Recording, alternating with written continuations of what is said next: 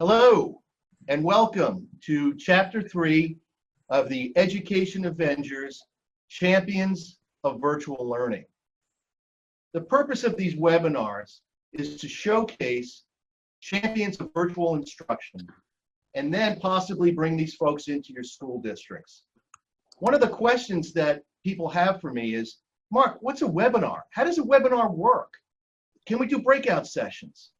Well, I've engaged now a producer who will work hand in hand with your district to produce the program, not only maximizing the success with the technology, but also presenting a program that's going to be fantastic, that your audience will love and that your teachers will learn from. Our first champion of virtual learning is an expert in helping schools create and sustain academic excellence, and will speak on making up for lost classroom time. Please welcome John Hodge. Thank you. I want to thank everyone for joining me today. I'm excited to share this information with you today. We're going to talk about how we can enter the next school year with focus and with passion, and the title is Making Up for Lost Time. I want to thank you for joining me. The purpose of the session is to establish key protocols to help us restart school in our new reality. My goal is to place you on a trajectory of success by framing your work holistically and defining the areas we really need to focus on in the upcoming year. To do this, I'm going to introduce you to two key acronyms that will guide your efforts. Now, the first acronym is for the macro or the big picture. And that acronym is called SOFT, S-O-F-T. The next acronym is for the micro. These are the details, the areas we want to really focus on. And that acronym is called S-A-M-E, SAME. Now, before we move forward in our journey, I want to set your mind. I want us to have the right mindset. We don't want a panicked mindset. Oh no, our kids aren't ready. They're 4 months behind. There's a 2021 state test. We're doomed. We don't need that because children model what they see. If they see panic, they will be panicked. We want to keep it simple. This is the frame of mind we want you to have for today and moving into our next year. We are simply establishing our new norms for our new normal. We're establishing new norms for our new normal. So let's talk about starting the year. Anyone who tells you they're an expert on how to open schools after a worldwide pandemic that literally shut down the entire planet is probably not telling you the truth. Everybody's gone through changes. The way we communicate, the way we interact with each other, the way we do our jobs, everything's changed. So we all feel a bit out of sorts. So don't feel bad if you feel that way. My point is, we can do this. While this is a new phenomenon for us, there are experts who can help you manage and thrive through major changes and major tragedies. And I hope that I'm one of those experts. Now, today's key sources of information come from peer-reviewed research in the area of resilience. I did my dissertation on resilience. Another key source of information is Standing in the Gap. That's a book I wrote, a guide to using the same framework to create excellent schools. And another frame of reference or source of information is from The Kids Left Behind, Catching Up Underachieving Children of Poverty. And lastly, and this is a little bit interesting, we had a chance as an organization to work with some of the most outstanding principals in the United States post-Katrina. And some of what I'm sharing from you is from them, lessons learned after Katrina. Now, I know Katrina and COVID are very, very different. One is pretty much a regional phenomenon. The other is worldwide. But there are some similarities. Both were so devastating that they impacted students, parents, teachers, administrators, counselors, everyone. And we've had massive separation from schools. Now, when we talk about opening the school, I love acronyms because they allow your brain to process and remember more information. That's why I use a lot of them. So get used to it, guys. The first acronym for starting in the year and focusing our efforts is SOFT. S-O-F-T. Let's pretend you are falling down Mount Coronavirus. What do you want? You want a soft landing, S-O-F-T. So when we think soft, this is the macro picture. Again, this is our modus operandi. The S is for strategic. We want to be strategic in our efforts. The O is for optimistic. The F is for focused. And the T is for tenacious. Now, in terms of being strategic, you must have a detailed plan that anticipates change. There's some things that we can't control, but one thing we can control is the way we react to the things that come to us. We might have another outbreak. We might need to extend our day. We might have to provide virtual and traditional classrooms simultaneously. Again, we have to be strategic in our planning, and our plan must anticipate change. We also need to be optimistic. Attitude is everything. Please, please, please, whether you feel this way or not, act as if you are glad to see the kids and for each other for that matter, because whatever we are, our kids will be also. I can remember a situation when I was an AP, 1994, I'm dating myself, where we had a minor change in our schedule and the teachers freaked out. That sort of attitude will not help us win in the coming year. The F is all about being focused. There are gonna be distractions as we move forward. Regardless of the chaos, we have to be focused on the plan, focused on the metrics that we use to determine whether or not we're moving forward.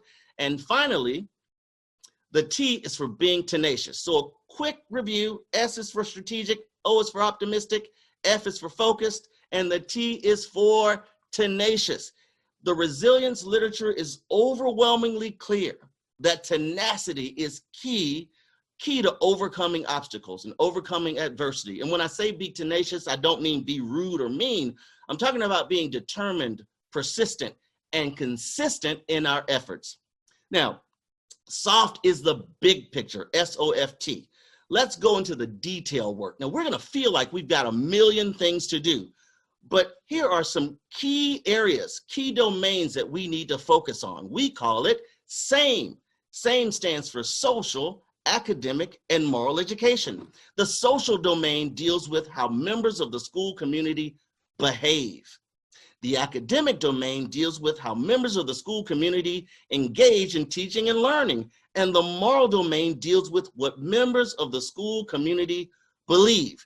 So we have behavior, we've got academic practices, and we have belief systems.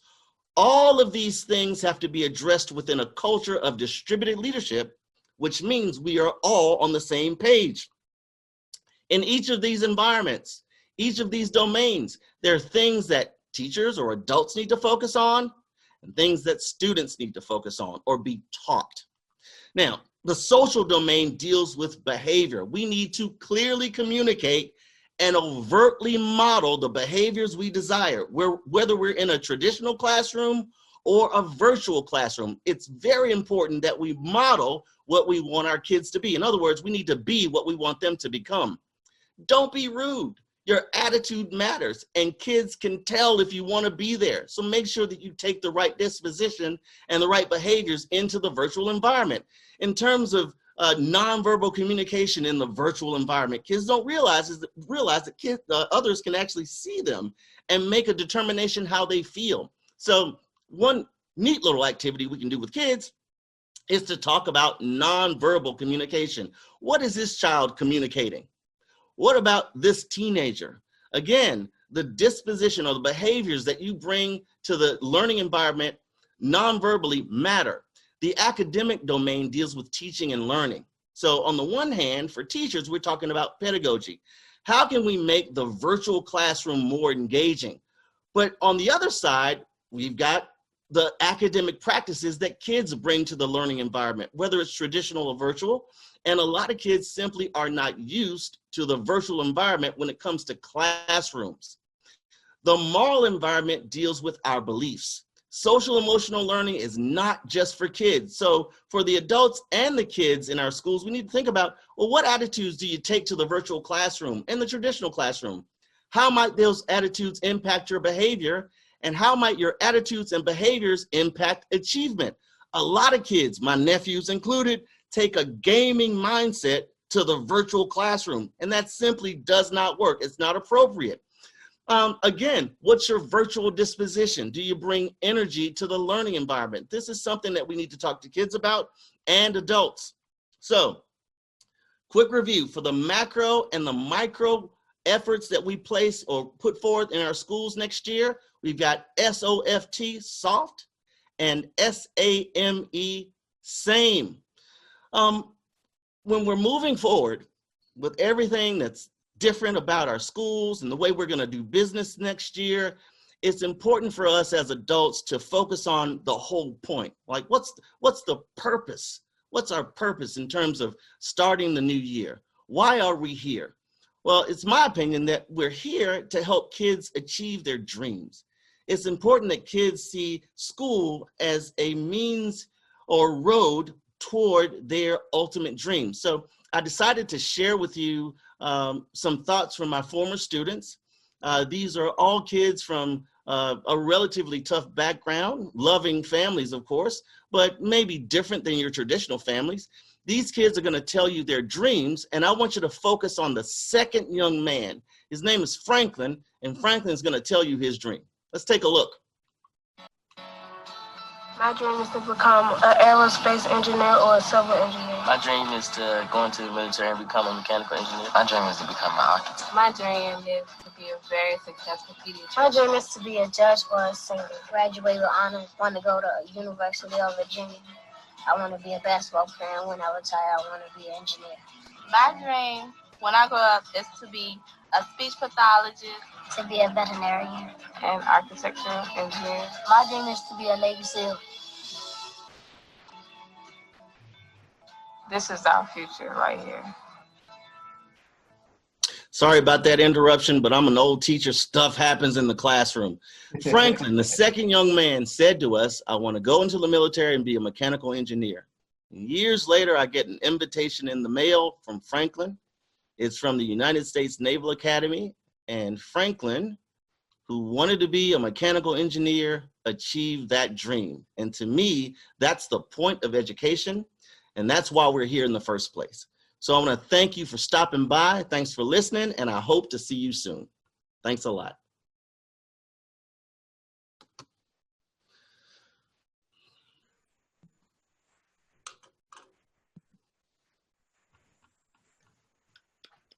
Hey, thanks, John. That was a great presentation. We all really enjoyed it. Our next expert is known as America's leading reading ambassador, who will speak on building creativity in a rapidly changing world. Please welcome Danny Brassell. Thank you, everybody. Thanks a lot, especially Mark and AEI for putting this together. I really appreciate it. And thank you all for attending, especially since it's a beautiful day, except it sounds like in Wisconsin. Perfect time to watch a webinar in Wisconsin if it's raining. I always like to start off with my beliefs. I believe that everybody I believe that everybody is teachable. I believe that everybody needs a great teacher. I believe that the best teachers encourage us every day. And most importantly, I believe the best teachers always make learning fun. If you believe in those things, I want you to type in an exclamation point in the chat room right now. Come on, exclamation point right now. If you did that, then we are going to have fun today. So I always like to get to know who everybody is. So everybody look into a mirror right now or on the reflection of yourself on your computer screen. And I want you to repeat after me. I am thrilled to be here. You know, and now say it with me. I am looking sharp. Excellent, everybody. Give yourselves a big hand. No matter what you do, you need to remember you are always a teacher and a role model. So now you're wondering, who the heck is this guy? Well, my name is Danny Brassell. My last name is really easy to remember how to spell. It's spelled like Brassell. No, I never took any grief over that as a child. And I'm on a mission to bring joy back into education. I've actually taught all age levels, from preschoolers all the way up to rocket scientists. I can make that claim because I used to teach English as a second language to engineering students at the University of Southern California. I became a teacher because of the movie Stand and Deliver. Have you ever seen that movie? You got to check it out. It's a true story of Jaime Escalante going to Garfield High School in East Los Angeles to teach AP calculus. So I said, I'm going to be Jaime Escalante. So I was originally hired to teach 12th grade social studies in Compton, California. It's a community in South Central Los Angeles. And they switched me from working with high school students to middle school students to upper elementary to lower elementary to pretty soon, instead of preparing students for college, I was coming home with snot marks all over my pants every single day. And the first thing I learned is what works with a 12th grader does not necessarily work with a kindergartner. But what works with a kindergartner works with all age levels. The second thing I learned was perseverance. How many of you have ever been in a negative environment surrounded by negative people telling you what you couldn't do all the time? I mean, one of my old principals, Mrs. Lucifer, she used to barge into my classroom every single day with her permascowl and her foreboding clipboard, and she used to write me up for everything she thought that I was doing wrong. She was killing me. But I had a guardian angel. I was so blessed. I taught at a school where I was the only man at my school. I was the only white person in my school. I taught with predominantly elderly African-American women from the South who all had been teaching for at least 20 years. Well, my mentor was Mrs. Turner. Mrs. Turner had been teaching for 40 years. Mrs. Turner was from Alabama. She believed in two things, discipline and the Bible. When her little ones got out of line, she started reading aloud Revelations to them. And it was Mrs. Turner, this saint, this guardian angel of mine, who taught me a system on how to bring joy into my classroom and build up the creativity of all my students. So hopefully during our limited time together, I'll be able to impart some of her wisdom. So by the end of this presentation, I want to show ways we can wake up the creative curiosity in all of our students. I want to show us how we can provide all kinds of creative choices so that our students stand out among the crowd. And finally, I want to help build up the creative confidence in all of our students so that they're willing to take risk. Are you excited for today? All right, get pumped. So let's jump right into it. So Maria Montessori, attractive woman, once said the most favorable time for a child to learn is when she wants to do it herself. I'd love to see her from the other side. Oh, there we go. Education is not something which a teacher does, but it's a natural process which develops spontaneously in the human being. Translation, we need to learn how to think different. I think a lot of us might be asking ourselves the wrong question. Maybe the proper question to ask is, how can you be less effective as a teacher? Why? The more your students work, play, and problem solve on their own, the better. But here's the problem. For many children, school can not only be tough, it can be completely random. So right now, I want you to memorize these letters in order. I'm going to give you 9 seconds to do that. Go.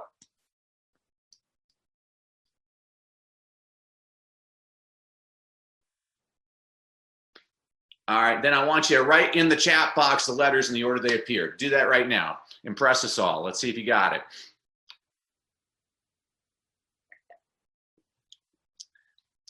All right, let's see if context would have helped any of you. How many of you wrote ADG, BEH, CFI?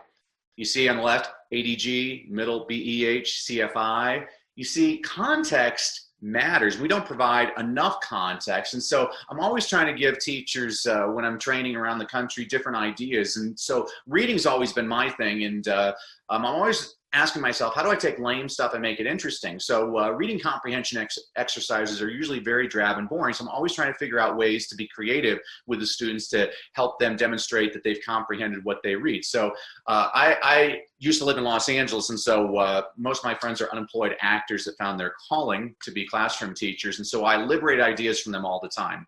I never steal an idea from another teacher. I liberate their ideas. So Hollywood Writer, this is an idea where every day I read to my students, and about 3 pages before the end, I shut the book and say, all right, kids, write me the ending. A lot of times kids write a better ending than the author did. Hollywood Movie Star, this is where you'll take a small character from a story and make them a bigger character.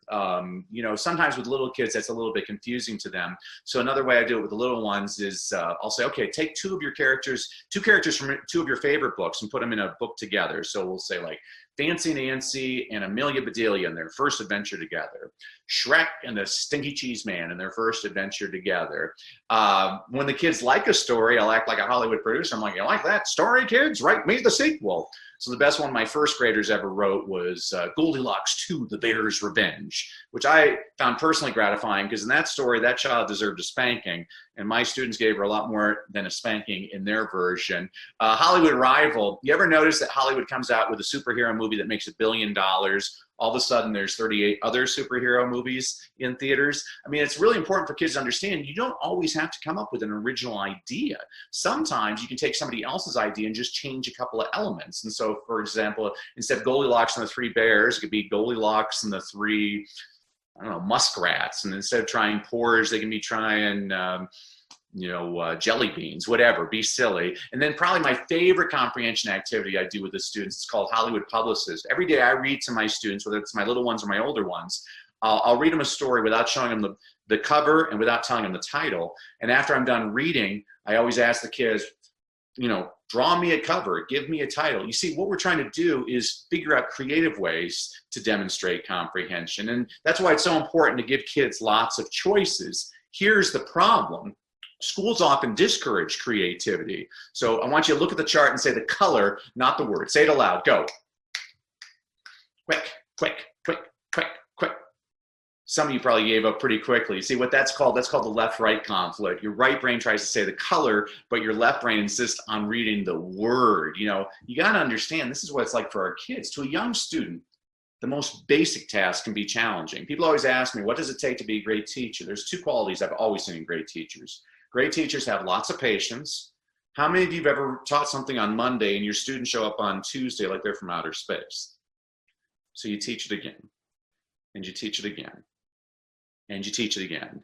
And great teachers have lots of empathy. It's really easy for you and me. We already know how to do it. It's the getting to know how to do it. That's the trick. So let me give you some ideas to build up some more creativity. So this game's called California Jones. I call it California Jones because I live in California. Richard lives in Minnesota, so he'd call it Minnesota Jones. John lives in Virginia. He'd call it Virginia Jones. So basically, you're a good-looking archaeologist that discovers amazing treasures every day. You just have no idea what they are, and you have to tell us a story about them. So let's say in my California Jones Center, I put a staple remover. My dull child that's going to do very well under No Child Left Untested is going to tell me a story about a staple remover. Well, what else could a staple remover be? It could be an alligator, a dinosaur. If your middle school teachers always say weapon, it doesn't really matter what I say. Middle school teachers always go weapon. It can be a zip popper, an ear piercer, shoelace attire. Get creative with the kids. Uncommon commonality. This is a game where I'll ask the kids to come up. I'll start classifying. So I'll put one kid here, and the students in the room have to figure out how I'm classifying the kids. And if anybody gets it, then I sit in that kid's seat, and they come up and they start the game over. You want to try and get through the whole classroom. So sometimes I'll do boys, girls, short sleeve shirts, long sleeve shirts. But the kids, they get very competitive very quickly. So like my little ones would be like kids with single syllable first names, kids with multi-syllable first names. My middle schoolers would be like guys that have done time in the juvie hall, guys that haven't done time in the juvie hall. Metacognition. Think about where do you get your best ideas. Maybe it's in bed, maybe it's driving in the car, maybe it's in the shower. Put these things in your classroom. I mean, I get a lot of my best ideas in the shower. So when my kids can't think of an answer, I'm like, I have a shower curtain in my classroom. I'm like, go take a shower. Because I got it. So make those things available to the kids. Find the pattern.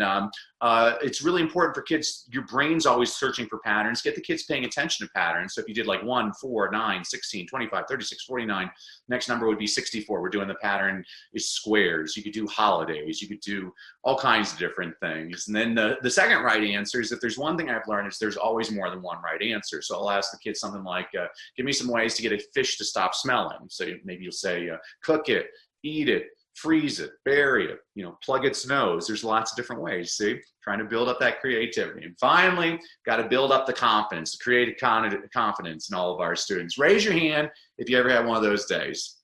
Raise your hand if you ever need to get pumped up. Raise your hand if you've ever felt overwhelmed. All of us only have 15 minutes with you today, so I wanted to make sure to give you something lasting. So if you just go to freereadingtraining.com, I'm going to give all of you a complimentary copy of my book, Read, Lead, and Succeed. This is a book, I wrote it for a principal who didn't know how to engage his faculty. So I said, okay, I'll write you a book. So every week I give you a positive concept, an inspirational quote, an inspirational story, a book recommendation on a book you should read, but you're probably too lazy because you're an adult. So I also give you a children's picture book recommendation so you can read that in a couple of minutes. We're losing too many great educators, folks. And I'm also going to give you a couple of digital trainings, because really one of my specialties is working with parents, showing them ways to get their kids creative at home. Because I believe when you get the teachers, the parents, and the kids all on the same page, that is when you move mountains together. So you'll get all those. Plus, I'll give you one positive email a week for the rest of your life or mine, because we're losing too many great educators, especially in these trying times, folks. You need to stay positive. Kids and adults think differently. Teacher says to the parent, the good news is your child has a lot of creative ideas. The bad news is they are all in spelling. But in defense of that kid, English is a nightmare when it comes to teaching spelling. You know, for example, how do you spell fish, everybody? You can type it in the chat. How do you spell fish? Well, it's G-H-O-S, obviously. G-H as in enough produces the F sound. O as in women produces the I sound. S as in sugar produces the sh sound. So how do you spell fish? G-H-O-S. Hooked on Phonics worked for me. I hate their commercials. They say, for Hooked on Phonics, just call 1-800-ABCDEFG. I'm like, actually, if it's Hooked on Phonics, it should be 1-800 You know, it's like the Harvard grad kindergartner study. Harvard did a study, 3,000 Harvard MBA students, 3,000 kindergartners. They gave everybody the same riddle.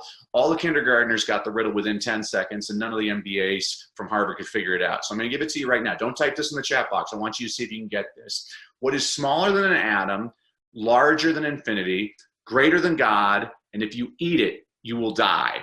Don't write it in the chat box. I want you, I'll say it one more time slowly for everybody. What is smaller than an atom, larger than infinity, greater than God, and if you eat it, you will die? Okay, now you can write it in the chat box to impress everybody. We'll see if you got it. Right, so the answer is nothing. Nothing is smaller than an atom. Nothing's larger than infinity. Nothing's greater than God. And folks, if you eat nothing, you will die. See, I knew I had a whole bunch of highly educated people here. You got to feed off your students' energy. You got to be a Bert. You know, Bert. Have you ever seen Mary Poppins? Have you ever wonder why Dick Van Dyke, Bert, can't hold down steady employment? I mean, one day he's playing 20 instruments. The next day he's painting on the sidewalks. The next day he's sweeping chimneys. He's trying lots of different things. That's what great teachers do. They try lots of different things. How do you ever expect your students to take a risk if you're not willing to take a risk? You got to go all out every single day. Ask what if. You know, so I'll ask the kids, what if snot was worth lots of money? You know, the kids would be like, oh, kindergartners would be forced to work. People would try to catch colds. The Federal Reserve Chair would urge citizens to pick their noses in bad economic times. We got to encourage creativity with our students. Never say you can't do it. Find out how you can do it and then decide whether it's worth the cost. If there's one thing human beings have proven, it's anything is possible when they focus. You know, there's two types of people: I don't know versus I'll check and see. Stay away from the I don't knows. Surround yourself with I'll check and see types of people. There's excuse makers and there's problem solvers. I was doing a training with these first grade teachers. And they're like, we teach the poor kids. They got nothing to read at home. My back hurts. I can't stand people like that. I took them on a field trip to Barnes & Noble. We went to the magazine section, went to the travel magazines, took out all these 3x5 cards, helped all the first graders fill them out. 3 weeks later, kids are like, Mark, are you going on the Alaskan cruise or the Caribbean cruise?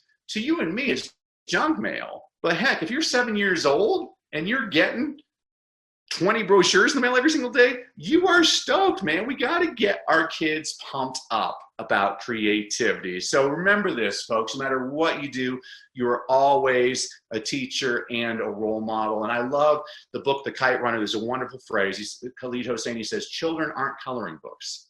You don't get to fill them with your favorite colors.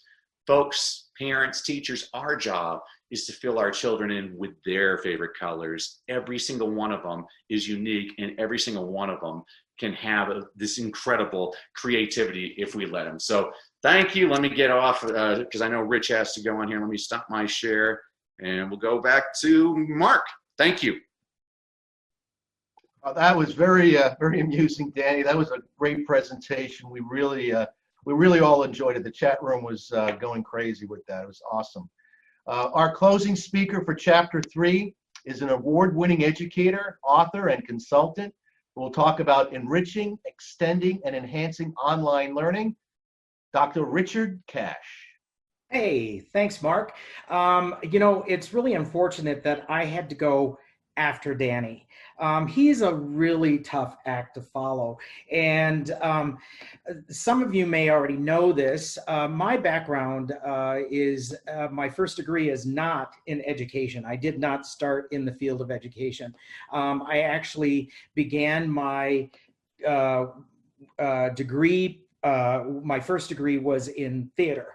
So that's why I'm standing, because I'm so ADD that I've got to keep moving around. And so a lot of what Danny was talking about, that's what I was trained under when I was trained as an actor. We did all of that stuff. And let me tell you, I've used his ideas in my classrooms as well as my workshop, and they work. Kids love to be creative. They're just naturally creative. So most of my work is now in the field of differentiation, advanced level learners, gifted and talented kids. Self-regulation is a big field of mine now as well, and also in brain compatible learning. So I've got a pretty broad area of understanding and work, of expertise. I have taught in the middle school level and as an elementary first grade teacher. I also worked as a district level administrator, a director of gifted programs for the Bloomington, Minnesota public schools for 15 years. So I've been in the field of education for over 30 years now. And one of my super talents, or superpowers, as Mark says, one of my superpowers is that I love uncovering every child's talent. I believe every child has a talent worth developing, and that is what I work for every single day. What I'm going to do is I'm going to share with you a design here that your teachers can use, or teachers can use in their classroom to extend, enrich, and enhance learning, not only in the virtual platform, but also in the general classroom once we get back into the swing of things. Before I can go there, I really have to help you understand what is curriculum. Oftentimes we're told curriculum is the textbook, or the book that we're going into a new curriculum. We've got a new math text. Well, that's not your curriculum. That is a source, not the source. And in most cases, 2/3 of the cases with your students, that text is either too low for them or too high for them. So really, your curriculum is what you can clearly articulate, is what you want your kids to know, be able to do, and understand. And let me give you a visual to that. So what you want your kids to know is called factual knowledge. Factual knowledge is exactly that. It's vocabulary, it's terminology, it's anything you can look up on your phone and get the answer to. Okay. Then there is what is called procedural knowledge. And procedural knowledge is our skills and strategies. Those are the things that we want kids to be able to do. Now, the third level to your curriculum, which is the part of the curriculum that most teachers do not have a very good handle on, is what is called conceptual knowledge. And conceptual knowledge is concepts, generalizations, principles, and theory. This is what we want our kids to understand. Now, most teachers don't know what a concept is. And most teachers don't know what a generalization is, which then leads you to most teachers don't know what a principle is. Now, theory, we oftentimes know what theory are. Theories in the K-12 setting are taught at a factual level. This is the theory of evolution. This is the theory of the Big Bang theory and so forth. So we use that all as factual information, which is fine because it helps us then predict in the concept, okay? Concepts are those big ideas, okay? Now, when we're working within the extension, the enrichment, the enhancement level, we're not working at the factual level because that's just rote. We're not necessarily working at the procedural level because that's just practice, but realize that we have to have that rote, we have to have that practice to then be able to work within the conceptual domain. So what I'm going to do is I'm going to take you through a design that I've created that helps you to enrich, extend, and enhance the learning for all kids using this model of factual, procedural, and conceptual knowledge. Also, if you know about differentiation, you know that you differentiate differently at the factual level, differentiate differently at the procedural level, and differentiate differently at the conceptual level. So that I can go into at a later time. But let's take this idea of what I've titled as the E3 model: enrichment, extension, and enhancement. So I showed you what curriculum is, okay? So that's really important that you understand what curriculum is, because it's not tagged to that textbook. And it is supported by your standards. It is then assessed by your assessments. But your curriculum is a living document that is about what do you want kids to know, what do you want them to be able to do, what do you want them to understand by the time you leave. Now, some kids come into the learning already having proficiencies in most of those areas of the curriculum. So what do you do with them? Well, you don't just sit them off in the corner and make them do more of it, because that is like the cardinal sin in the world of gifted education, is to have kids do more of what they're good at, because that just means that when you're gifted, you just do more of it. Well, who wants to be gifted then if you just have to do more of it? So really what we should be doing is deepening the learning for these kids. The other thing is that I know that many of our kids that are the ones who struggle, and let me tell you, they're not struggling, we're struggling. We're struggling because we haven't figured out how to connect with that kid. So let me tell you that there are times that I will use this model with my kids who are quote unquote struggling. You know why they're struggling? They're struggling because they haven't made a connection to what's going on in the classroom. They haven't made a connection to the content. They find no relevance to it. They find no value to what they're learning. But if you use this E3 model, even with your kids who are struggling, they will get it, because it is a way for them to deepen their learning and find value and a worth in what we're teaching. So first I want to share with you the 3 levels now that are going on in the classroom. So we had 3 levels. I love the number 3 because it's easy to remember 3 things, okay? What do you want kids to know, be able to do, and understand? Very simple. Understand that. In the classroom, we also have 3 levels going on there too. And we need to understand this because this is how you can deepen learning for all kids. So the first level, the highest level, the biggest level to the curriculum is what is called the subject. So the subject is the biggest piece to what we're doing in the classroom. Then we move down into a discipline, and then the discipline moves down into a unit of study. So let me give you an example of what that looks like. So our subject is math. So I'm in my math class, I'm teaching math, okay? But math has subsets to it, and those are called disciplines. So each of the different disciplines within math are really what we want kids to be learning through. So this discipline is going to be algebra. Because, and when you think about this, arithmetic is what kids are learning up to about 5th grade. So it takes 5 years. Well, that arithmetic is the fundamental foundations then for going on into algebra, geometry, trigonometry, and calculus, and so forth. Each one of those disciplines has relatable strategies and skills, but also has different strategies and skills. So this is why it's important to know what discipline you're working within. The unit of study in this particular case is a unit on statistics.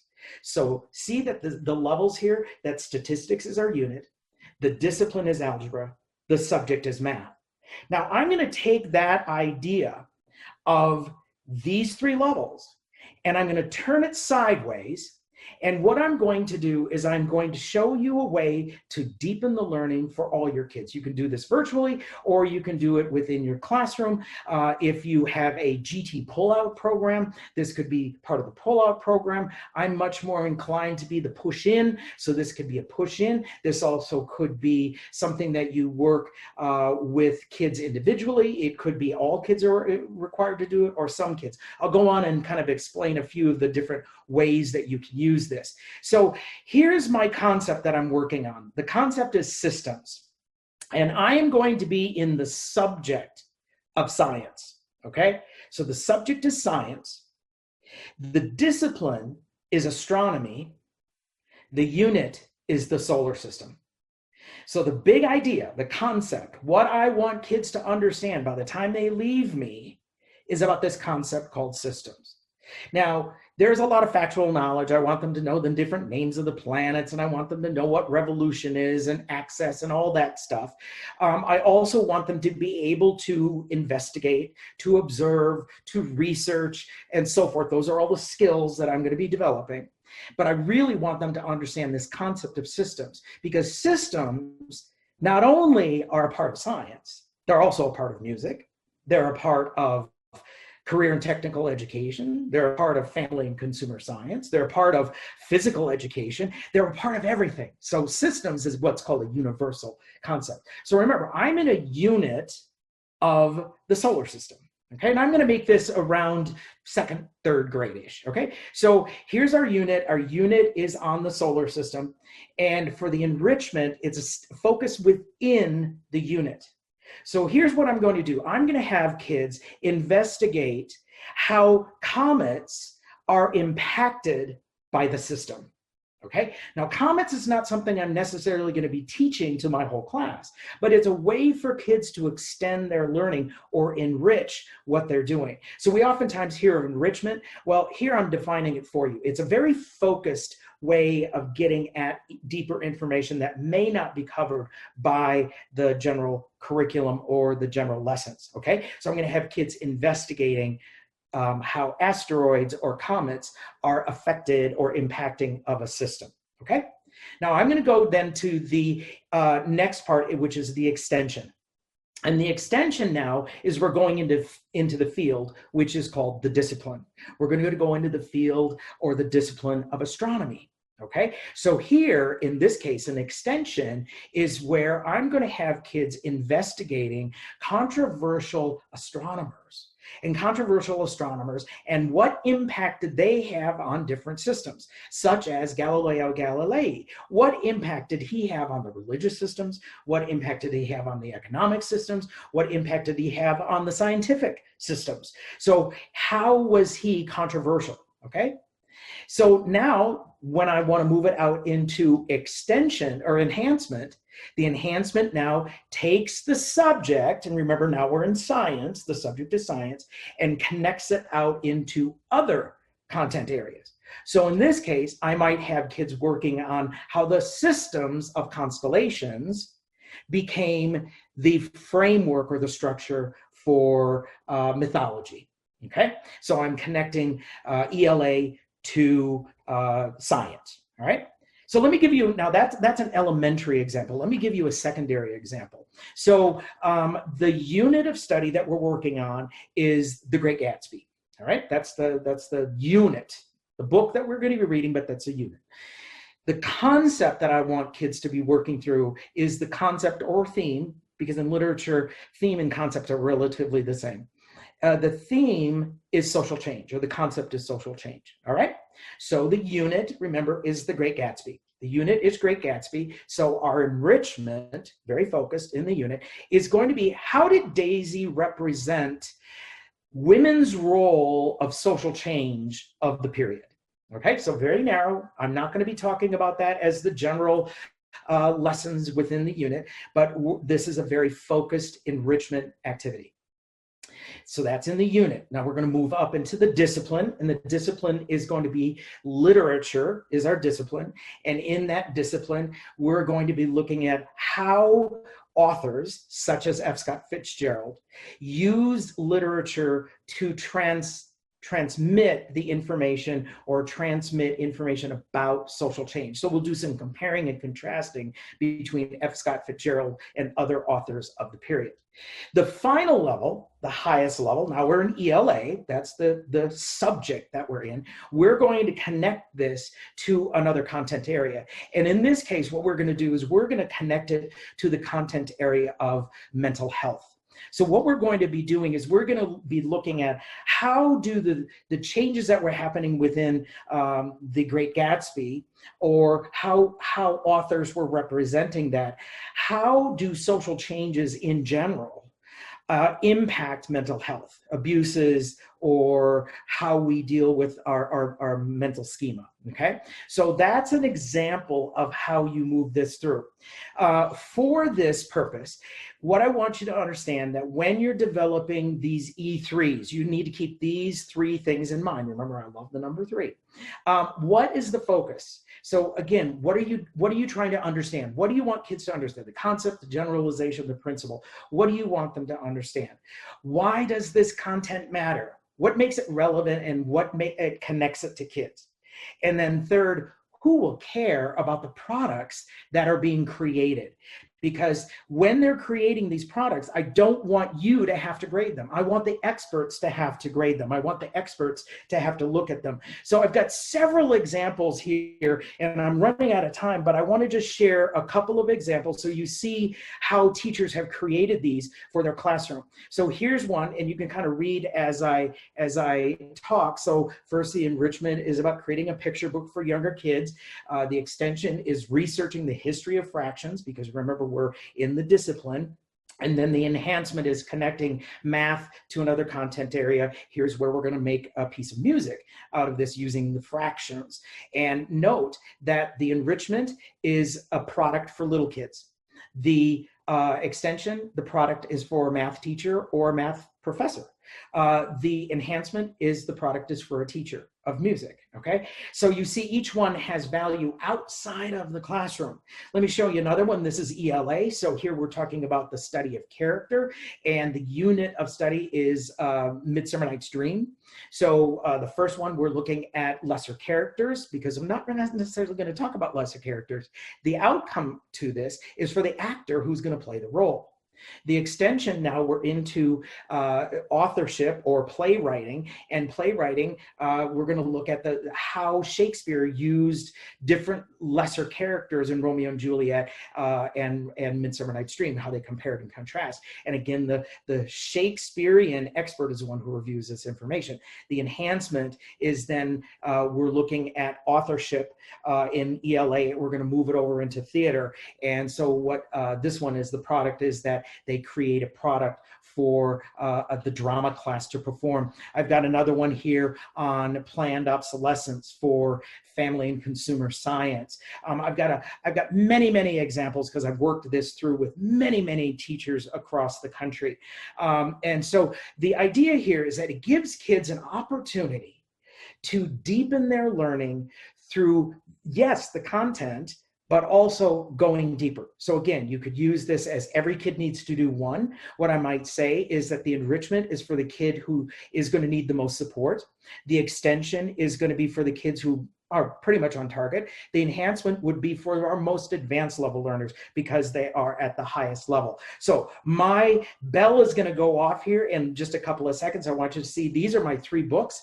All of them are available through my publisher, which is freespirit.com. If you go to that website and you put in that code, DIFGIF, you can get any of my books for 25% off plus free shipping. So go to freespirit.com, little shameless self-promotion here, get my books. And this particular idea of E3 is in the red book below me, which is called Differentiating for Gifted Learners. So thank you again for being a part of my day. I'm very happy to have been a part of this whole quick 15 minutes, but hopefully you got a couple of ideas from what I just shared here. So Mark, I'm going to turn it back to you.